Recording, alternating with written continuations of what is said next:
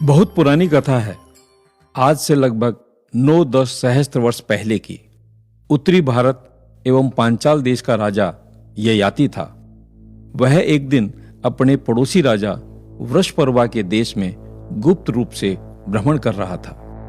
ययाति को यह विदित था कि राजा वृषपर्वा अपने गुरु शुक्राचार्य की देखरेख में विशेष सैनिक तैयारी में लगा हुआ है। वह अपनी आंखों से देखना चाहता था कि इस देश की सेना और सैनिक अस्त्र शस्त्रों की क्या दशा है। इन सब को वह अपनी आंखों से देख अनुमान लगाना चाहता था कि कभी इस राज्य से युद्ध हो जाने की स्थिति में उसे स्वयं अपने राज्य में क्या कुछ करना चाहिए। अतः वह एक सामान्य नागरिक के रूप में पैदल ही वृषपर्वा के राज्य में भ्रमण कर रहा था। वृषपर्वा का गुरु शुक्राचार्य अति विद्वान, ज्ञान विज्ञान का ज्ञाता और मृत संजीवनी विद्या का जानने वाला था।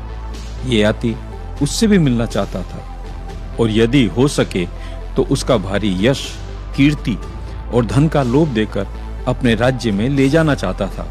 ययाति ने राज्य की बहुत सी बातें देखी और यह विचार करके कि यह राज्य इतना उन्नत नहीं जितना कि उसका अपना राज्य है, वह ये आशा करने लगा कि इस देश के विद्वान को अपने साथ अपने राज्य में चलने के लिए तैयार कर सकेगा। उसका विचार था शुक्राचार्य से रात के समय में मिलना चाहिए। दिन के समय कहीं किसी ने देख लिया और पहचान लिया तो कठिनाई उत्पन्न हो जाएगी। इस कारण राजधानी से बाहर वन में घूमते हुए उसने रात कर दी। घूमते हुए उसे ऐसा अनुभव हुआ कि कुछ देर से कोई स्त्री जोर जोर से सहायता के लिए पुकार रही है। स्त्री की आवाज रह रहकर आ रही थी, मुझे बचाओ, मुझे बचाओ। ययाति उस आवाज की दिशा में चल पड़ा। समीप ही एक कुआं था और स्त्री का शब्द उस कुएं में से आ रहा था। उस समय वन में अंधेरा हो चुका था और कुएं में तो और भी अंधेरा था। इस कारण वह देख नहीं सका कि कुएं में से सहायता की कूक लगाने वाली स्त्री कौन, कैसी और किस आयु की है।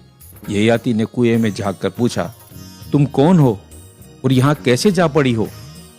कुएं के भीतर से आवाज आई, एक अबला हूं और इस मुसीबत में फंस गई हूं, मुझे कुएं में से निकालो, यहाँ ठंडे जल में ठुठुर कर मरी जाती हूं। ययाति ने भी यही विचार किया कि मुसीबत में फंसे सहायता की याचना करते हुए व्यक्ति की एक क्षत्रिय के नाते सहायता करनी चाहिए। इस कारण उसने अपनी कमर के साथ लपेटा दुपट्टा खोला और उसे कुएं में लटकाकर पूछा, देवी देखो, यह दुपट्टा तुम तक पहुंचा है अथवा नहीं? कुएं में से आवाज आई, पहुंच गया है। तो उसे दृढ़ता से पकड़ो, मैं उसे ऊपर खींचता हूं। ठीक है, खींचिए। भीतर से आवाज आई। ययाति ने दुपट्टे को ऊपर खींचा। एक मनुष्य का बोझ उसके साथ था। उसने दुपट्टे को ऊपर खींचा और फिर हाथ का आश्रय देकर उसे बाहर निकाला। कुएं से निकली स्त्री एक युवा लड़की थी। युवती ने कुएं से बाहर भूमि पर पांव रखते ही उस व्यक्ति का धन्यवाद किया और कहा, मैं यहाँ एक विद्वान गुरु शुक्राचार्य की लड़की देवयानी हूँ। एक दुर्घटनावश कुएं में फेंक दी गई थी, परंतु आप कौन हैं? ययाति ने अपना परिचय नहीं दिया, केवल यह कहा, मैं एक पथिक हूँ। पथ से भटक जाने के कारण मुझे अपने स्थान पर पहुंचने में बहुत देर हो गई है। इस कारण अब रात कहीं किसी के घर में रहूंगा और प्रातः अपने मार्ग पर चल दूंगा। तो आप मेरे पिता के घर पर चलिए। साथ ही आपने एक कुमारी कन्या का हाथ पकड़कर उसे कुएं से बाहर निकाला है। मैं उसे पानी ग्रहण ही समझती हूँ।